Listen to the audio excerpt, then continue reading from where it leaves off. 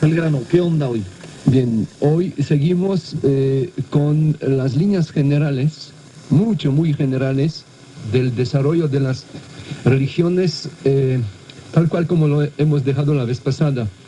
Recuerdo que la vez pasada, en esta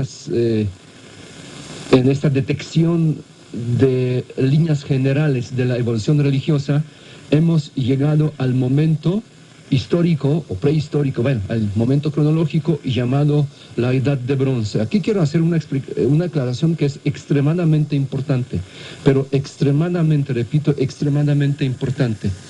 Hablar de la Edad de Bronce significa abandonar la prehistoria y entrar de lleno al periodo histórico. Es decir, durante la Edad de Bronce surgen las primeras civilizaciones complejas, o sea, las culturas históricas que ya son plenamente, bueno, ya lo dije, plenamente históricas, es decir, durante la Edad de Bronce, en algunas partes del mundo, no en todas, en algunas, se da la transición de la prehistoria tardía a la historia temprana.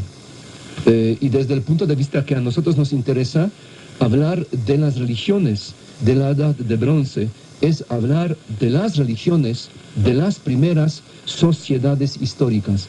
Dicho de otra manera, de manera ya definitiva, abandonamos la prehistoria y entramos de lleno al periodo histórico. Edad de Bronce, ¿qué año? Bueno, lo que pasa, la Edad de Bronce tiene cronología distinta para distintas partes del mundo, pero para no hacernos bolas, pues, en términos muy generales, pues estamos hablando del tercero y el segundo milenio antes de nuestra era. ¿no? O sea, sí, aproximadamente. Claro. Y como comentaba la vez pasada, la Edad de Bronce se caracteriza, y lo dije en términos en extremo generales, por unas religiones en las cuales la idea central del pensamiento religioso son parejas creadoras. Es decir, un concepto de una fuerza dual, una deidad de sexo masculino, una deidad de sexo femenino, que juntos llevan a cabo el acto divino de creación. Y ahorita lo quiero, pues, concretizar. La primera civilización histórica es Sumer. Eso es el caso de Mesopotamia, o sea, Asia. En África, la primera civilización histórica es Egipto. En Europa, la primera civilización histórica es la cultura minoica de Creta. Y da la casualidad, de hecho, no es la casualidad, sino es altamente elocuente y representativo que son precisamente estas religiones que tienen el concepto de grandes parejas masculino-femeninas muy marcadas. Es decir, voy a mencionar estas parejas. Empiezo, como debe ser, con Mesopotamia, es decir, con Sumer. Allá en Mesopotamia temprana, en Sumer, tenemos la pareja compuesta por el dios Anu, que es el dios del cielo, y la diosa Ninkursak, que es el nombre sumerio de la gran diosa. Ya en el momento más antiguo del mero origen de la civilización sumeria, son precisamente estas dos deidades que son deidades centrales. Por ejemplo, para mencionar ya de manera muy concreta, una de las ciudades más antiguas de Sumer, que de hecho es una de las primeras ciudades del planeta Tierra, es Uruk. Uruk en la Biblia se menciona como Erek.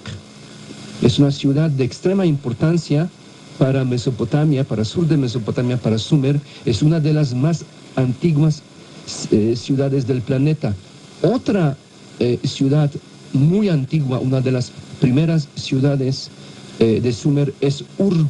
La ciudad de Ur es igual importante desde el punto de vista bíblico por el simple hecho de que Abraham, el patriarca Abraham, vivió en Ur. El papá de Abraham era un artesano dedicado a elaboración de las figurillas de las deidades sumerias.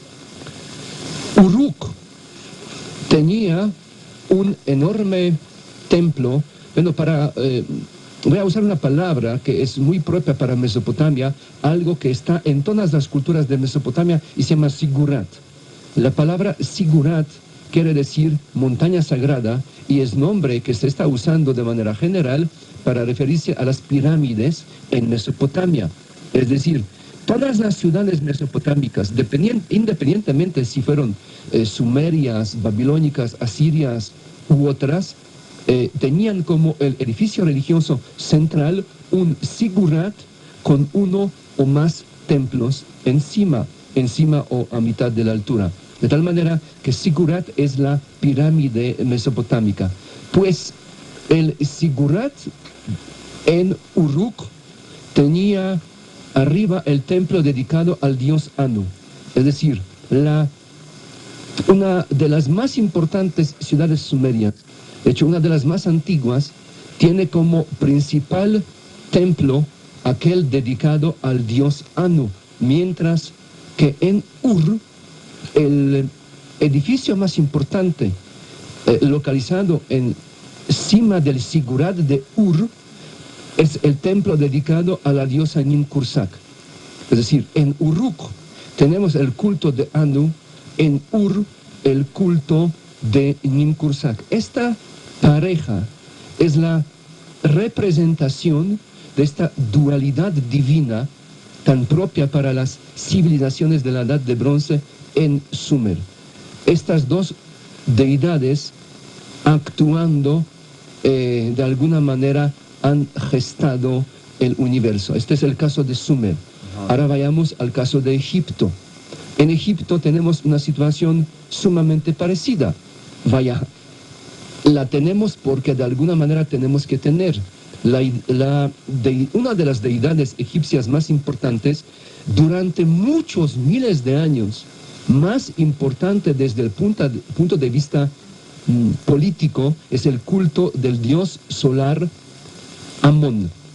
Como bien cualquier persona interesada en Egipto sabe algunos nombres de algunos dioses como Osiris, como Hathor, como Anubis, como Atón en tiempos de Akenatón.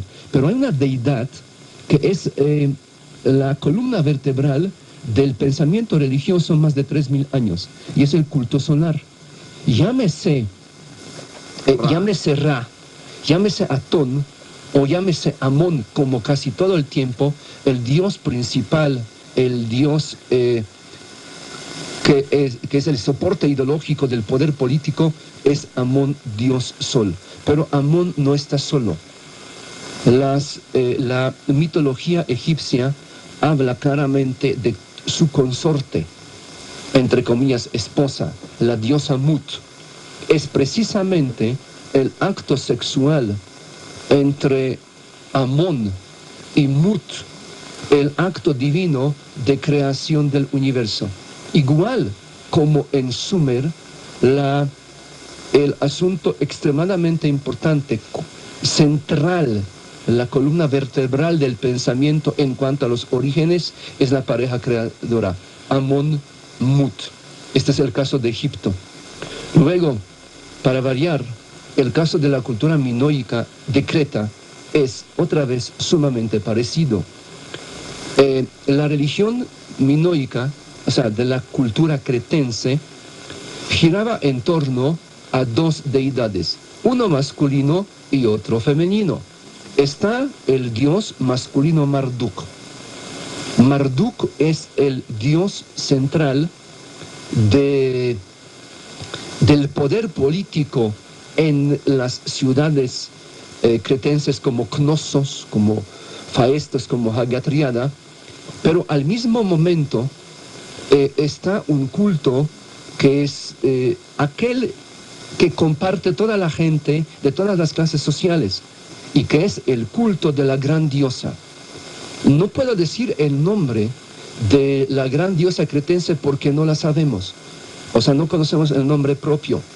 Hay una serie muy larga de las pinturas cretenses y de las esculturas cretenses que representan a la gran diosa.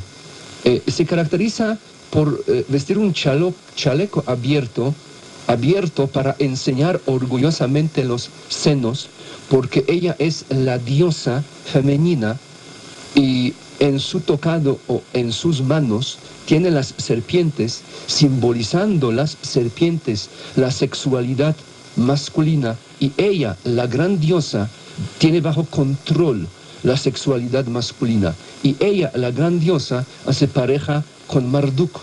Bien. En conclusión, Sumer, Egipto, la cultura minoica de Creta, primeras civilizaciones históricas. Sumer, Asia, Egipto, África, minoica de Creta, Europa, tenemos situación altamente parecida. Quiero aclarar un asunto. Lo que dije es una tendencia general, es una característica que se da de una manera más o menos parecida en grandes civilizaciones. Pero quiero dejar bien claro de que para que se entienda la dinámica de la vida religiosa, hay que ver las religiones concretas por separado. Es decir, para poder hacer las comparaciones, por ejemplo, entre la religión de Egipto antiguo con la religión de Sumer antiguo, y eso comparar con la religión de la cultura minoica de Creta, y eso con el hinduismo, y eso con la religión de la cultura del de la India, antes de comparar, hay que pues presentar cómo eran estas religiones. O sea, obvio, para poder llegar a conclusiones en cuanto a los elementos en común, hay que presentar el panorama de cada una de estas religiones, cosa que haré consecutivamente en la secuencia de estos programas. Es decir, ya hemos abandonado la prehistoria, de vez en cuando la vamos a mencionar, claro, pero ya estamos de pleno en el campo de las religiones históricas. Ahora bien, la próxima sesión voy a dedicar ya al análisis detallado de la religión histórica, que es bueno, ya lo mencioné, el hinduismo. En los textos védicos, y Rig Veda en concreto, es el texto considerado sacrosanto más antiguo, considerado hoy por hoy como la verdad revelada por millones de gente. Rig Veda es notablemente más antigua que el Corán, notablemente más antigua que la Biblia. Rig Veda es el texto escrito histórico religioso existente más antiguo de los que hoy millones, decenas, como miles de millones de la gente considera verdad revelada. Hay más de 800 millones de hinduistas, y todos los hinduistas, independientemente si son de la corriente del culto de Vishnu o de la corriente del culto de Shiva o de Hare Krishna, todos consideran a Rig Veda como el texto inspirado por Dios. Y este texto fue escrito hace más de 3000 años. No existe ningún otro texto histórico más antiguo que Rig Veda considerado sagrado. Así que el análisis de las religiones históricas, empiezo con el hinduismo porque es la justa razón. Con los minutos que me quedan. Al grano de una vez, vámonos tendidos para aprovechar el tiempo. Al grano, pues, como pollos está difícil a veces saber cuál es el grano. Bien, la vez pasada mencioné que a partir de estos programas hablaremos ya de las religiones históricas, y adelanté de que iniciaré la presentación de las religiones históricas con el hinduismo, y bueno, pues de eso hablaremos, aunque hay que dejar siempre hay que aclarar cosas. El hinduismo de hoy es una religión, una de las 4 grandes religiones universales. Universales quiere decir cuyo mensaje es universal. La noción de religión universal no tiene que ver con la extensión geográfica de una religión, sino tiene que ver con la naturaleza de su credo, en el sentido de que las religiones universales son aquellas cuyo credo se dirige a la totalidad de la población y cualquier persona, claro, cumpliendo con una serie de requisitos, puede ser fiel de una de estas religiones. Pues bien, el hinduismo es una de las 4 religiones universales, aunque hay que reconocer de que, claro, el núcleo geográfico del hinduismo es la India. Aproximadamente 85% de los hindúes son hinduistas, es decir, el 85% de los ciudadanos del país, la India, son creyentes del hinduismo. Como todo el mundo sabe, la India es un suelo particularmente fértil en cuanto a la vida religiosa. La India es, por mencionarlo tan solo, la cuna del budismo, la India es la cuna del hinduismo y la India es la cuna de otras religiones que junto con el budismo han surgido como la respuesta en contra de la religión védica. Tenemos jainismo, tenemos sifismo, todas estas religiones han nacido en el suelo hindú y además en la India tenemos una pequeña población cristiana. Concretamente 0.7% de la población de la India son cristianos. Tenemos una pequeña población musulmana, aproximadamente 7% de la población de la India son musulmanes.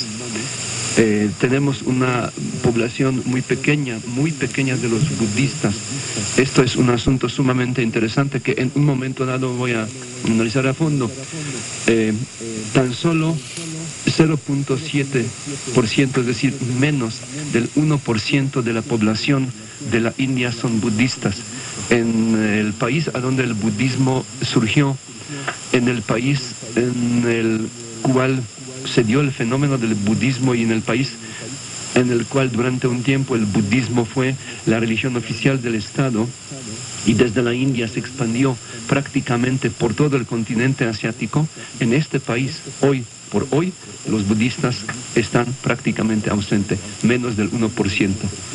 El 80%, casi todos, son hinduistas y este 85% equivale a más de 880 millones.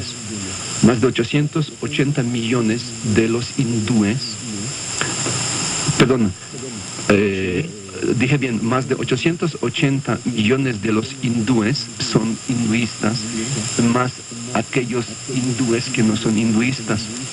Ahora bien, todos aquellos que en aquel país son hinduistas tienen una base religiosa que cuenta con miles de años. Lo que pasa, el hinduismo de hoy es una fase evolutiva de lo que era al principio una religión un poco distinta. Es decir, en meros orígenes de todo eso de la fe hinduista, se puede hablar de una religión cuyo nombre correcto sería la religión védica, o otro nombre que se usa, la religión brahmánica. De la religión védica se desprende el hinduismo de hoy. Es decir, lo que hoy se llama hinduismo, o sea, la gran religión de la India, es una derivación de la religión védica.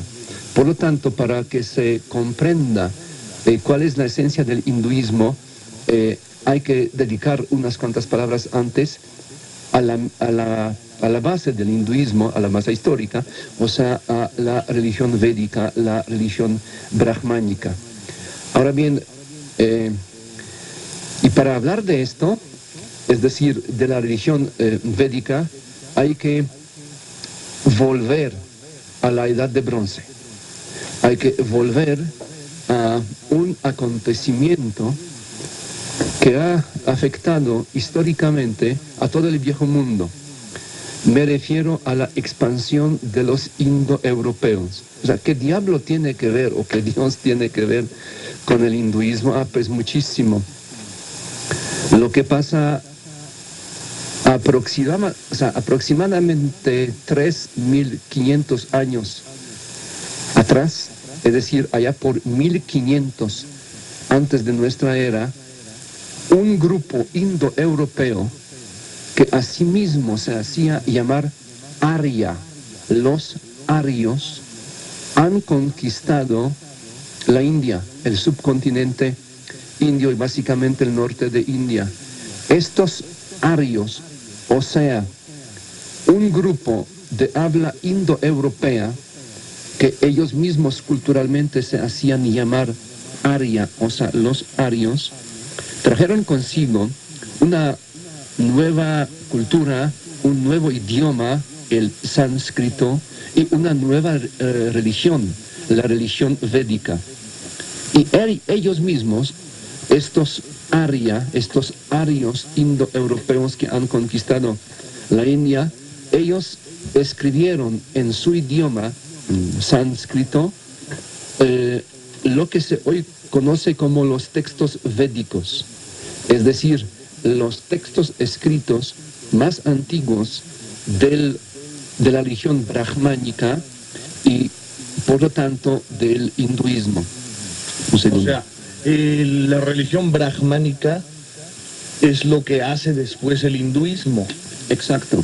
Y entonces, cuando has dicho en algunas ocasiones que el Rig Veda es el texto religioso escrito más antiguo, ¿estamos hablando de lo mismo? Sí, claro, más el texto religioso más antiguo escrito actualmente reconocido como letra sagrada por mucha gente. Es decir, hay textos escritos egipcios, sumerios, más antiguos que Rig Veda.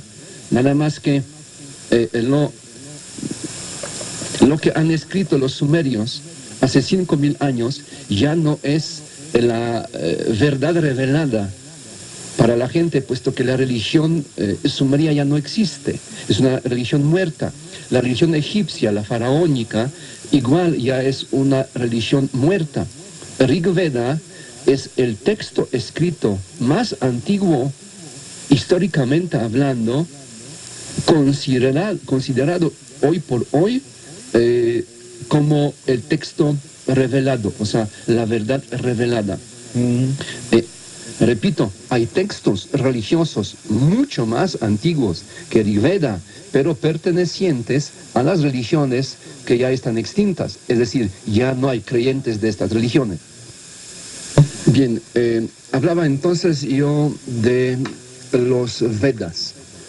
Los Vedas son textos escritos en sánscrito, que es el idioma que trajeron los arios indoeuropeos a la India, y de las Vedas, que hay 4, la más importante es la Rig Veda.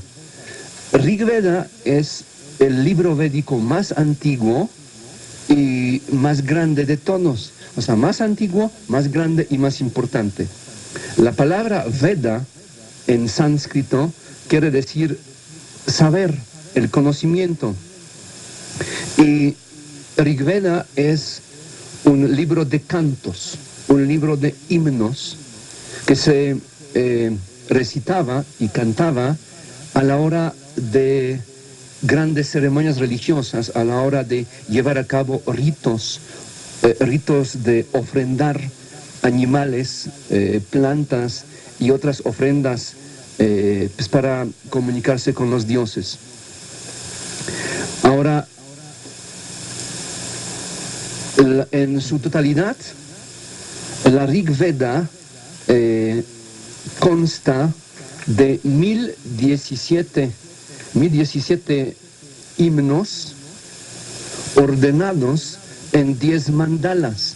La mandala en este sentido quiere decir ciclo o círculo, es decir, 10 grandes ciclos o círculos de himnos que se cantaba, que se recitaba. De todos los textos védicos, este es el más sagrado, como dicen ellos, el más shruti. Lo que pasa, la verdad, para hablar del hinduismo, para hablar de la religión védica, hay que manejar muchos conceptos, palabras en el idioma propio, es decir, en sánscrito. Es decir, vamos a mencionar un montón de nombres propios. Ya tan solo mencionar los libros védicos implica pues nombres propios de ellos. Rig Veda es el primero. Yajurveda es el segundo, Samaveda es el tercero y Adhar Veda es el cuarto. A cada uno de estos libros voy a dedicar unas cuantas palabras. Repito, el libro védico más importante es Rig Veda. No se conoce la fecha exacta cuando los Arya escribieron. En términos generales, entre el siglo XIII, entre el siglo muy general del siglo XV a 8 antes de nuestra era. Es decir, puesto que no hay un fechamiento en Rig Veda, se puede fechar el libro a través de acontecimientos que allá se mencionan, a través de fechamientos indirectos. Al fin, Rig Veda fue escrito en un momento dado entre el 1500 y 700 antes de nuestra era. Es decir, es un texto sumamente antiguo y lo más importante, o sea, es sumamente antiguo y considerado como santo sacro por más de 880 millones de gente. O sea, como dije, hay textos históricos más antiguos, más no son textos vivos, es decir, considerados verdad revelada. Ahora bien, hablaremos ampliamente de la religión védica. Ojalá que tengamos el programa, ojalá que en un momento dado tengamos más tiempo. Pues bien listo aquí para entrar de lleno, duro y directo al tema del hinduismo, que de alguna manera ya hemos empezado a trabajarlo, hemos entrado un poco a la temática, pero hoy vamos a profundizar bastante en este campo, pues, Martín. Perfecto, me da mucho gusto. Y bueno, entonces, estábamos con el hinduismo, estabas hablando de los Vedas, ¿no? En efecto, un asunto que sí me gustaría recordar al público que nos sintoniza, a todos ustedes, amigos interesados en estos temas.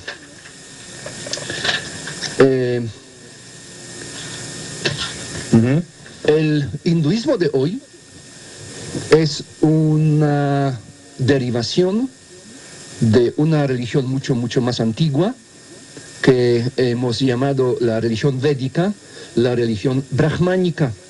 Hemos hablado ya un poco de la base de los textos sagrados. Les recuerdo de que esta religión, que es propia para la civilización de la India a partir de la conquista de la India llevada a cabo por los indoeuropeos llamados arios, eso ya expliqué, no voy a entrar. Ya hemos hablado de esto. Les recuerdo que los arios o sea, los conquistadores indoeuropeos, después de llevar a cabo la conquista de la India, han escrito una serie de textos conocidos como Vedas. Repito que la palabra Veda quiere decir saber. Estos libros, estos Vedas, están escritos en un idioma que esta gente trajo, esta gente conquistadora, los conquistadores arios. El idioma es sánscrito y, como lo mencioné la vez pasada en la sesión que hemos tenido hace una semana, el hinduismo maneja una serie de conceptos, todos ellos en sánscrito. Las palabras que hay que explicar, las palabras como samsara, como karma, como dharma, como shruti, etcétera, etcétera, etcétera. Entonces, estas palabras, estas nociones,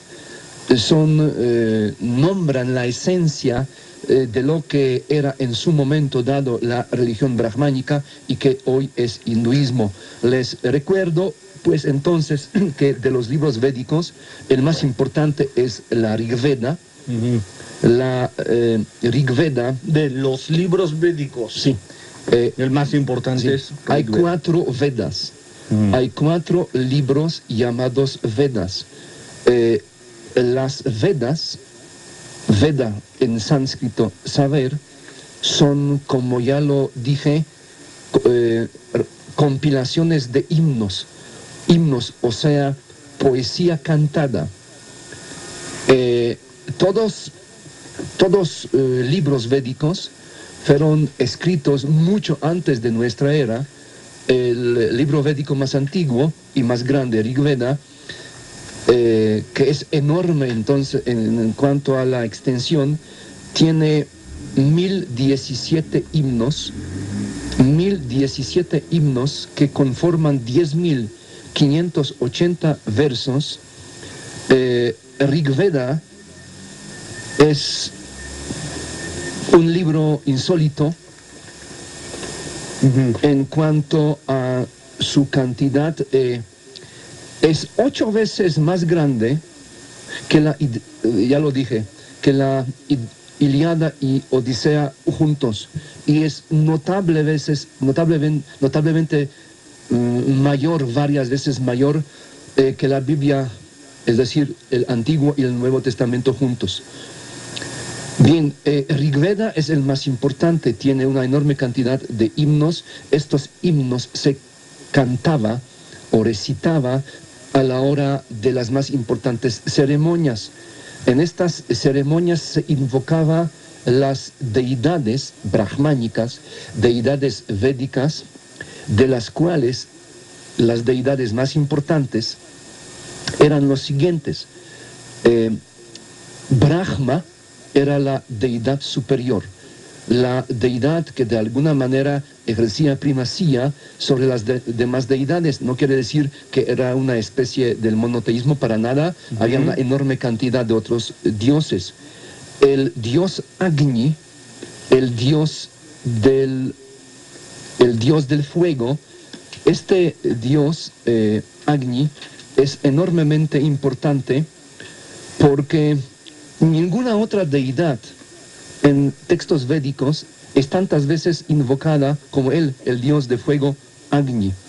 Luego Soma, que es la aurora. Luego Vayu, que es el viento. Surya, que es el sol. Y una triada de las deidades famosas en todas las demás religiones indoeuropeas, que aunque con distintos nombres siempre significan lo mismo. En el caso védico son Mitra, Varuna e Indra. Es una triada de dioses, Mitra, Varuna e Indra, que luego en distintas religiones indoeuropeas, por ejemplo, en la griega, en la romana, en la religión de los baltos, en la religión céltica, en la religión de los eslavos, siempre existe esta tríada de las deidades. De hecho, es interesante tener conciencia de que todos estos pueblos que acaba de mencionar, griegos, romanos, los arios de la India, los baltos, los eslavos, todos estos pueblos son indoeuropeos. Y la lingüística de los idiomas que esta gente hablaba tiene elementos en común y sus religiones tienen elementos en común. Y un elemento en común particularmente relevante es la existencia de esta tríada de tres dioses principales. Bueno, en fin, estos son las deidades que se mencionan en himnos de Rigveda. Otros textos védicos fueron escritos un poco después, por ejemplo, un libro muy importante llamado Yayurveda, o más bien, Yayurveda, pronunciación en sánscrito, en español sería otra pronunciación, Yayurveda, que es la Veda de las fórmulas de sacrificio y es una especie de manual de cómo llevar adecuadamente la ejecución de los ritos. Mire, este asunto es de extrema importancia porque la religión brahmánica, la religión védica, la cuestión de la realización de los ritos tenía extremadamente normalizada. Es decir, la religión védica era la religión de ritos estrictos, con una lógica interna, y cada rito se tenía que llevar de acuerdo con un plan preestablecido, y este plan preestablecido es lo que precisamente describe la Yayurveda, es decir, la Veda de fórmulas sacrificiales, pues el manual de llevar a cabo. Claro. Este manual fue escrito en el siglo XI antes de nuestra era. La Samaveda es una reordenación de los himnos de Rigveda, es decir, muchos son iguales y tan solo un número muy reducido, el de los himnos de Samaveda, es distinto, concretamente 78. Es decir, de todos los himnos que aparecen en Samaveda, que son más de 1000, tan solo 78 son diferentes de Rigveda. Pero es una reordenación y además tienen comentarios sobre el significado de estos himnos escritos después de las fechas de ejecución del Rigveda. Y finalmente, Atharveda, que consta de 731 himnos, es el libro más, es la parte más especulativa, esotérica, lleno de magia, de magia en términos de comportamientos mágicos, esotérico-mágicos. Es de los 4 libros védicos, es el más tardío. No tenemos la fecha exacta, pero en la segunda mitad del primer milenio antes de nuestra era, Atharveda fue escrita. En fin, tenemos 4 libros védicos, pero aquí no termina la cuestión. Hay otra cantidad de textos que eran en su momento textos de la religión brahmánica y hoy son otra base para el hinduismo. Son los llamados Upanishad. Upanishad son 15 libros, 15 textos, cada uno muy largos. Esta palabra en sánscrito, Upanishad, quiere decir secretos recibidos a los pies del gurú, tal cual, traduciéndolo del sánscrito. Secretos recibidos a los pies del gurú. Y estos textos describen las técnicas secretas que son incomprensibles para los no iniciados, pero son de extrema importancia para los iniciados en ritos védicos y que son llenos de especulaciones filosóficas y esotéricas. Bien. En todos, para terminar la parte de los textos védicos brahmánicos, de todos estos libros que mencioné, los Upanishad son la parte más esotérica, la más difícil de comprender porque se entiende solamente si uno es iniciado. Upanishad. Upanishad, así se pronuncia más o menos, fueron escritos entre el sexto y tercer siglo antes de nuestra era y es el último grupo de textos considerados sagrados en términos de que fueron escritos por inspiración divina. Es decir, el hinduismo hace una distinción muy clara entre lo que llaman Shruti. Shruti quiere decir inspiración divina, que son textos a donde la palabra es de los dioses. Y son libros védicos y son Upanishad. Estos son Shruti, libros sagrados escritos por la inspiración divina. Y hay una enorme cantidad de otros textos que son sumamente importantes, pero no son libros dados por la voluntad de Dios. Son las llamadas Smriti, que quiere decir libros de tradición. Y estos Smriti en el hinduismo de hoy juegan un papel de hecho mayor, más relevante que las Vedas. Vamos a hablar ahorita después de eso. Perfecto, bien. El antropólogo Henrik Karol Kotsiba, con especialización, o como él dice, su mero mole, el origen y desarrollo de las religiones, desde la prehistoria hasta nuestros días. Continuamos entonces, hablamos ya de estos 4 Vedas, después de los 15 Upanishad, que son más esotéricos. Sí, exacto. Y ahora vamos hacia... Ahora bien, las Vedas y Upanishad se consideran, como dije, como Shruti, o sea, texto sagrado escrito por la inspiración divina. No obstante, en el hinduismo de hoy, los textos que ejercen mayor influencia son 2 textos post-védicos, es decir, epopeyas famosas que son, aunque son considerados como Smriti, es decir, tradición, son para los creyentes del hinduismo actual de facto más importantes que libros védicos en sí. Pero, a ver, son más importantes, Sí. aunque carecen de la inspiración divina, o para el hinduismo de hoy ya son también considerados inspiración divina. La pregunta es buena.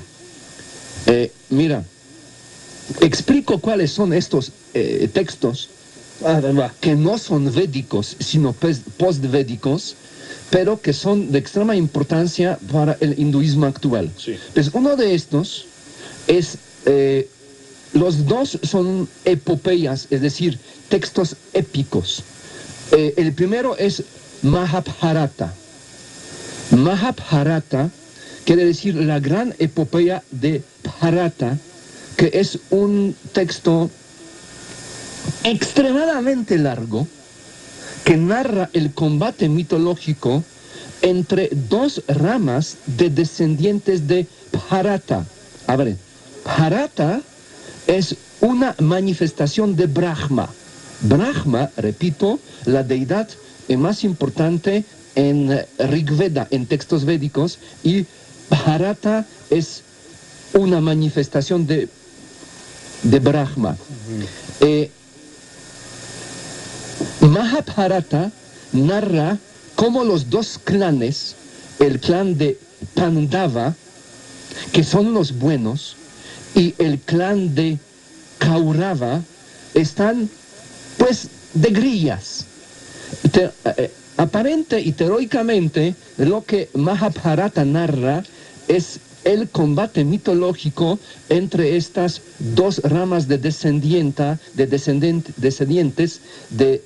de Bharata, o sea, indirectamente de Brahma. Ajá. Ahora bien, una cosa es lo que el libro narra y otra cosa es lo que esta narración significa.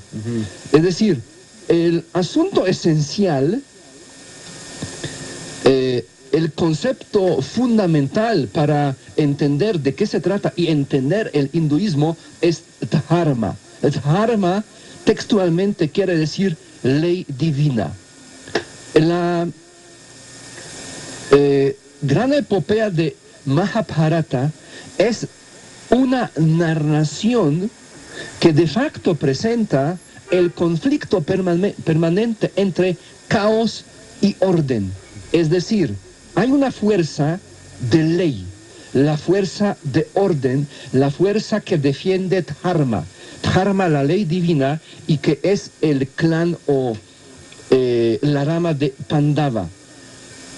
Y precisamente esta rama está apoyada por Hare Krishna. Aparece en Mahabharata una de las deidades de extrema importancia del hinduismo de hoy, que es Hare Krishna. Los malos, los que atentan en contra de la ley divina, Dharma, son las Kaurava